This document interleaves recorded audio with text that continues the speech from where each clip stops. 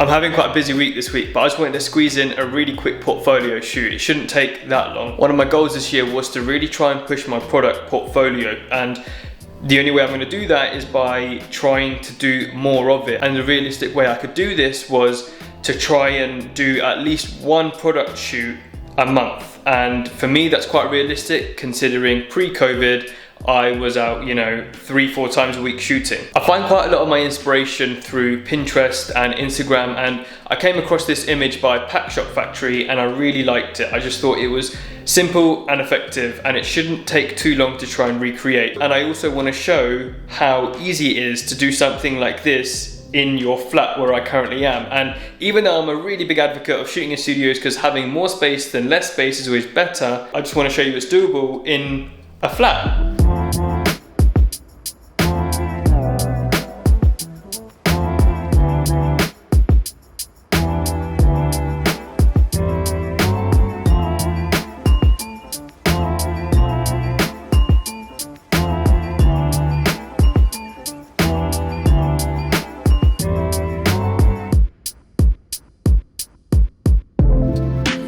Okay, I'm done. This is the final setup that I've come up with. I know it looks like a lot, but really there's actually only 2 lights being used. One is up there and one is behind this acrylic sheet. A lot of it's just stands holding up diffusion, some flags, and holding up this acrylic sheet. But let's break everything down because this took a little bit longer than I anticipated, but only probably 2 or 3 hours at most. So yeah, as I just said, there's one Broncolor light up there and a second Broncolor light at the back over there behind the acrylic sheet.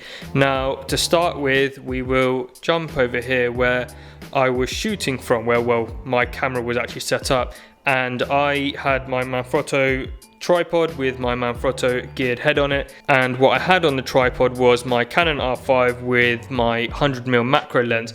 I did start off with my Canon 50mm, but it just wasn't cutting it. It wasn't close enough, and then, I just knew I had to change to my 100mm. So from my R5, it led directly with a Tether Tools cable straight into my laptop. But before we get to my laptop, I just want to show you how I mounted this beer glass, because I actually intended on using a Manfrotto friction arm with a super clamp to get around the Budweiser glass, but the super clamp just wasn't wide enough. So what I did, I quickly went to my gaffer Riaz's house. He only lives like 5-10 minutes away from me, so I quickly jumped to his house and picked this gaffer clamp up that he let me borrow for this shoot, which is really good. I think I might pick some of these up, and it secures the glass really well. There's these rubber bits inside that keep it nice and secure. There's the tension at the background, how tight you can have it, and this glass, I'm really wiggling that's not going anywhere. What I had that on was just a normal C-stand, but the big brains of this whole thing was purely because I didn't want to get beer everywhere on my floor.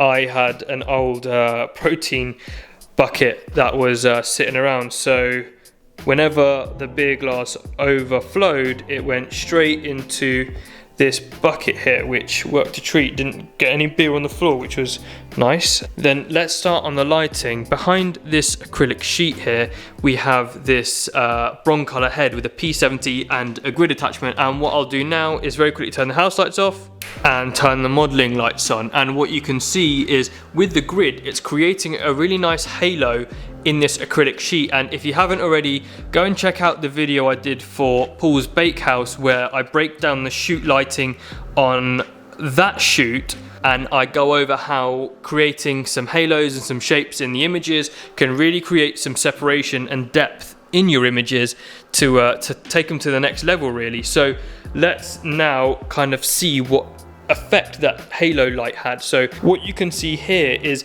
just the halo light. So there's no light on the front at all. This is illuminated from behind, and the benefit of that is that it really does bring out the colors of the product that you'll be shooting. So in this instance, I'm obviously shooting beer, and I haven't really edited this yet. This is pure lighting and the light hitting the beer from behind, and that's the difference the halo light can make. Because if I were just to use this light up here, then I would just get something like that, very bland, very, nothing amazing. But the benefit of this light is it highlights the Budweiser logo for me, and that's all I wanted it to do, and to create this catch light on the glass as well, because without that, this is what I had. It's very just dark on the Budweiser. It just looks like a black and white silhouette shot. I wasn't a big fan, so I knew I had to add one more light just to illuminate that. So then I started pouring, and where I really liked the effect I was getting here,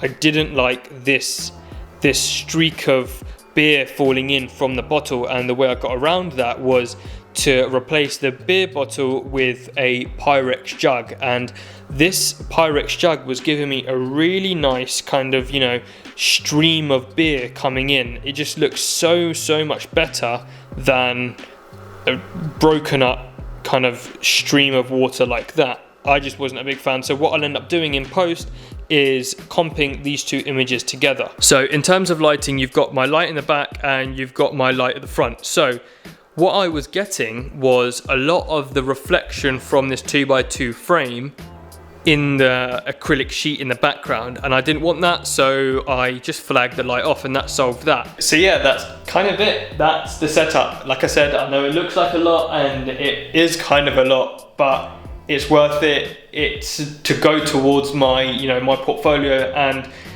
massive shout out to the Pack Shop Factory for inspiring me. I love that image, and I'm glad that I can recreate that and hopefully teach some other people from there.